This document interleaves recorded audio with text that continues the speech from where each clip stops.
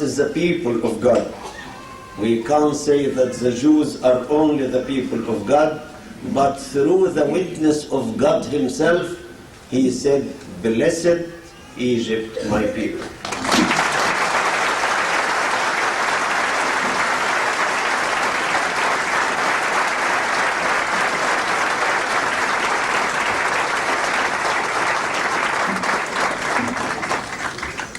And if anyone says to you, there is no altar in Christianity, altars were only in the Old Testament, you can say to him, if there is no altar in the whole world, God said, in that day shall be an altar to the Lord in the midst of Egypt.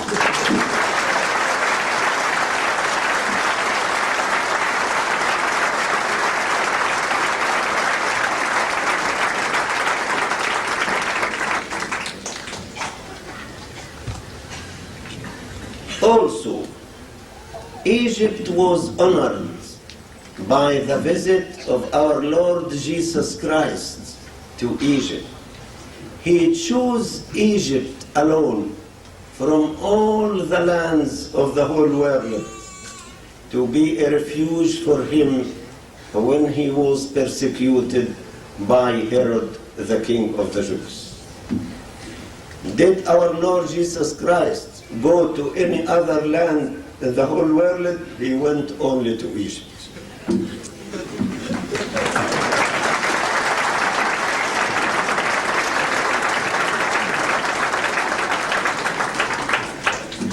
And in all the places, the locations visited by the Holy Family, not only our Lord Jesus Christ, but also the Holy Virgin Mary and Saint Joseph.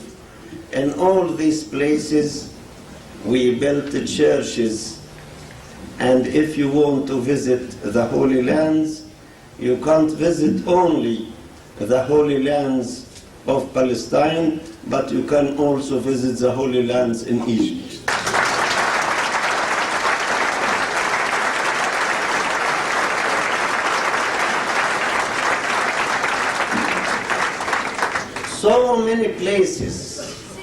So many places were honored by the miracles of our Lord Jesus Christ during his childhood. Every place was visited by our Lord and the Holy Family. In that place, the gods of ancient Egypt trembled. So the people used to drive the Holy Family away of this city or of this town or of this village. And for this reason, so many towns and villages were visited by the Holy Family in Egypt. And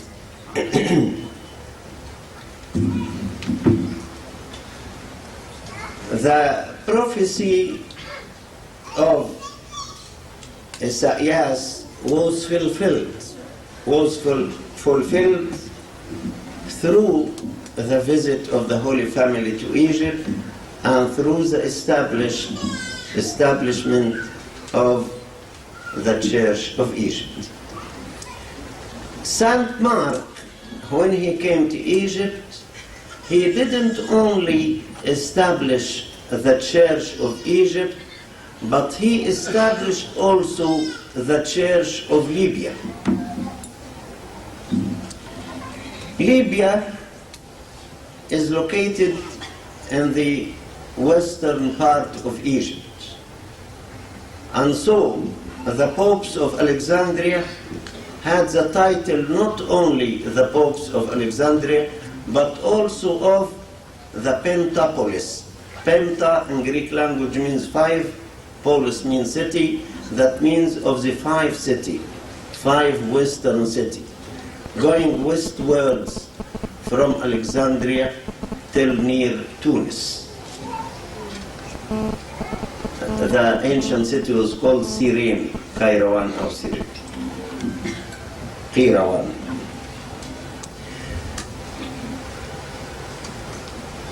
And also the Egyptian church or the Coptic church established the Church of Nubia or the Church of Sudan.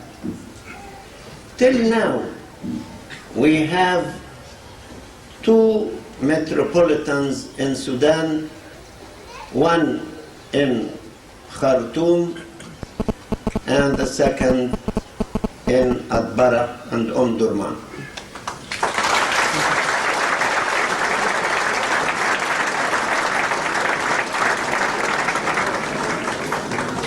For this reason, the Coptic Church or the Church of Egypt is considered the Mother Church of Africa. The Mother Church of Africa. Now we have also another diocese in Africa, in Kenya, and we have a bishop in Nairobi supervising the mission work in these lands. He is His Grace Antonius Marcus with us.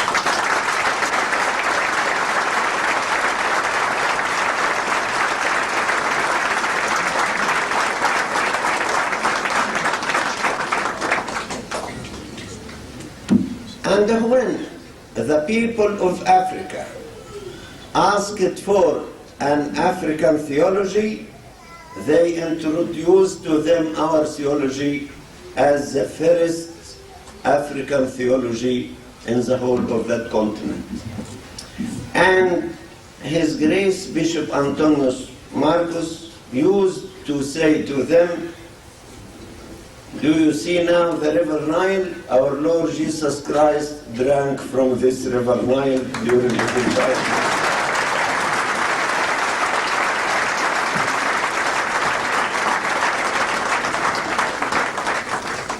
And we are still drinking the same water drunk by our Lord Jesus Christ.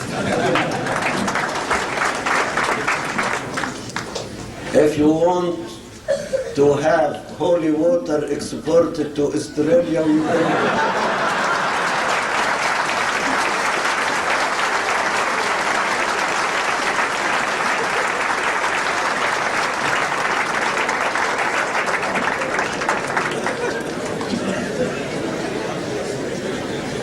We can send to you the same water which our Lord drank. All right.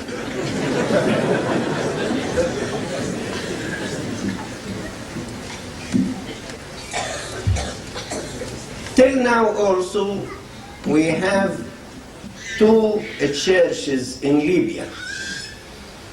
One in Tripoli, the second in Benghazi.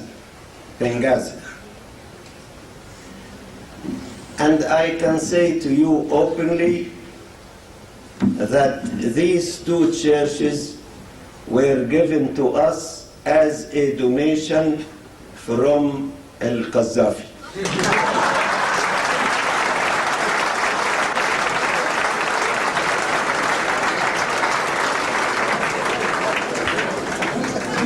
He invited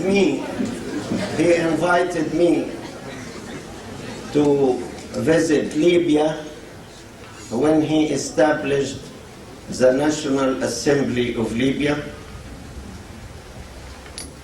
and we had a dialogue about an hour and a half, and after this I received the first church in Tripoli as a donation from the ruler of Libya. Also,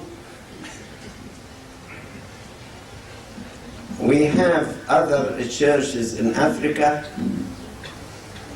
in Zambia, in Zimbabwe, and I visited Zaire 10 years ago, and now they ask to have a Coptic monastery established in the year for them. We are trying to establish a Coptic monastery in Zaire.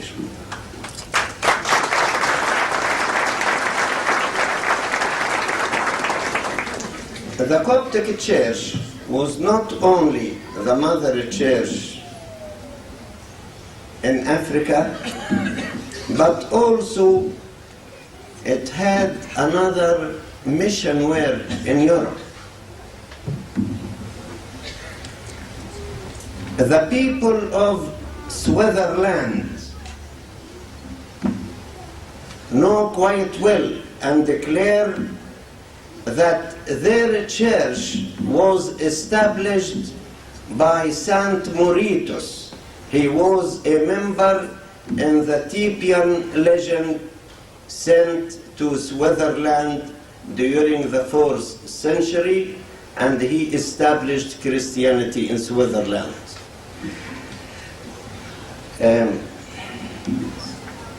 But at that time, we used to establish churches and don't demand to rule these churches. I forgot to say to you that also the Coptic Church was the mother church of Ethiopia. Saint Athanasius the Great, the 20th Pope of Alexandria, sent to Ethiopia the first metropolitan for them in the year 329. His name was Ephromentius. And this word Ephromentius is a Coptic word, means the man of God. Ephromi ente seus. And since that time, we used to send metropolitans to Ethiopia, and they asked in 1948 to ordain for them Ethiopian bishops, and we ordained for them 5 Ethiopian bishops. Then they asked that one of these bishops may be promoted to be a metropolitan, and we promoted for them one as metropolitan. His name was Abuna Basilius. And then in 1959, the first year of the jurisdiction of His Holiness Pope Kyrillos, they asked that this metropolitan may be promoted to be Catholicos, or a patriarch, and he was ordained as a Catholicos in 1959. And then in 1971, they had their Ethiopian Patriarch, Abuna Theophilus. The Coptic Church also had another mission work in Ireland. The people of Ireland say in their tradition that they were evangelized by some of the Coptic monks who lived in Ireland in the 4th or 5th century.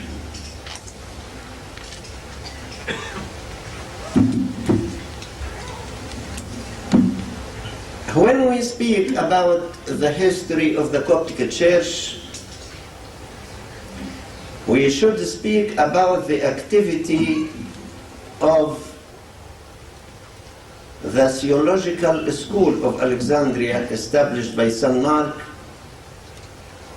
and the great scholars of that school as St. Pantinus, who also had a mission work in Arabia and who found a manuscript of St. Matthew Gospel written by St. Matthew himself.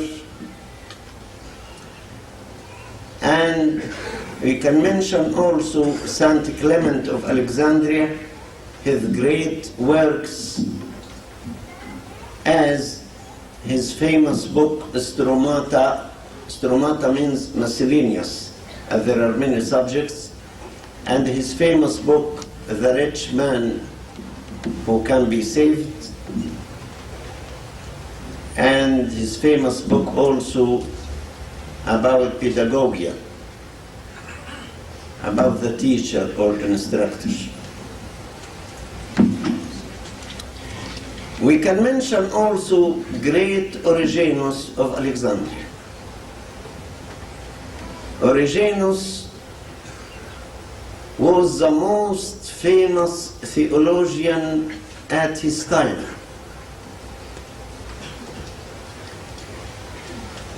During the last years of the 2nd century and the first years of the 3rd,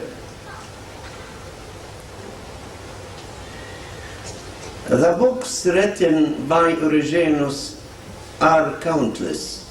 We cannot count them. Many of them were translated to the English language and to the French language. In the French language, we can mention the series of Sources Chrétiennes.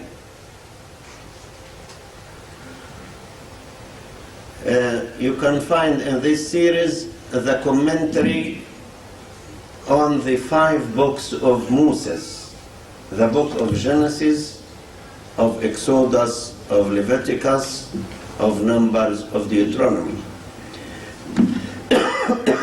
Also his commentary on the Song of Songs by Solomon, and many other books. Also, you can find such books translated to the English language in the Ante-Nicene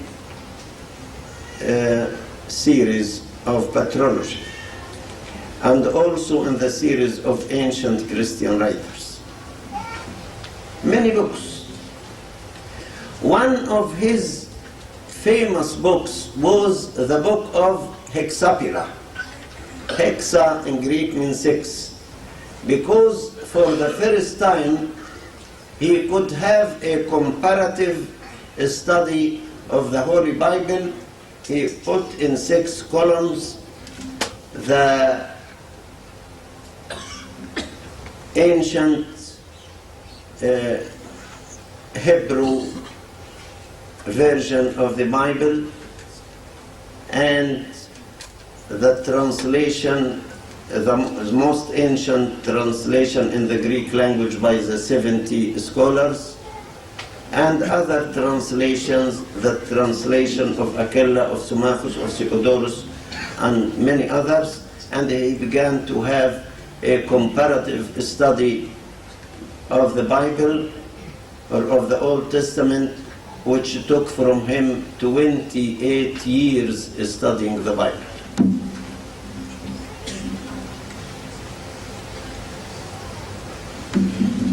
He also defended the faith against many heretics.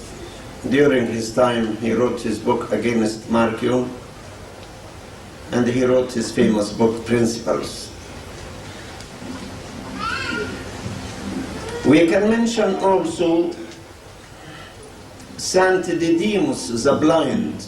Although he was blind, he became the director and the professor of the school of Alexandria.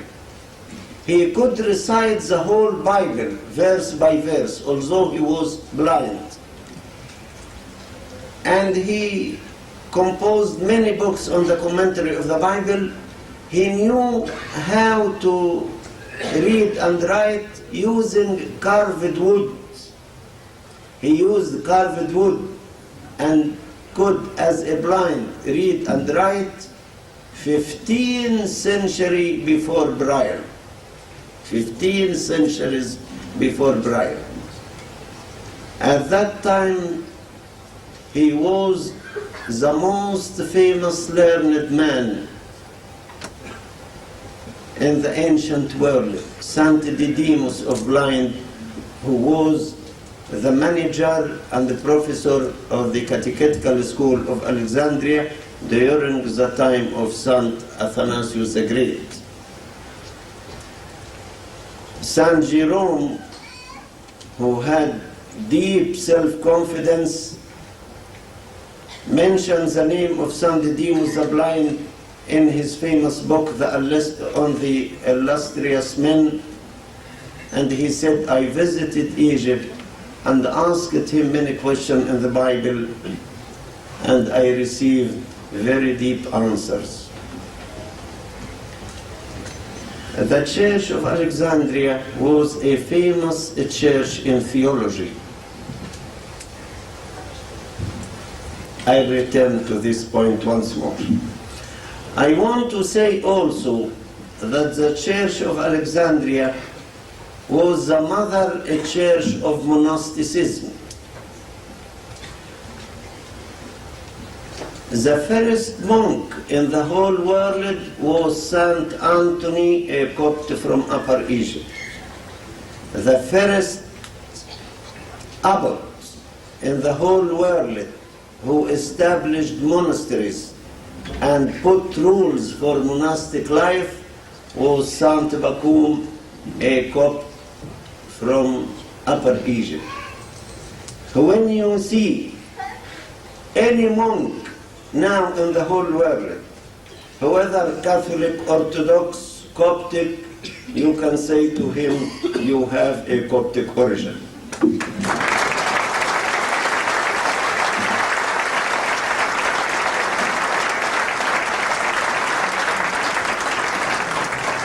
Of course, because Saint Anthony, this Copt, Saint Anthony, is named the father of all monks in the whole world.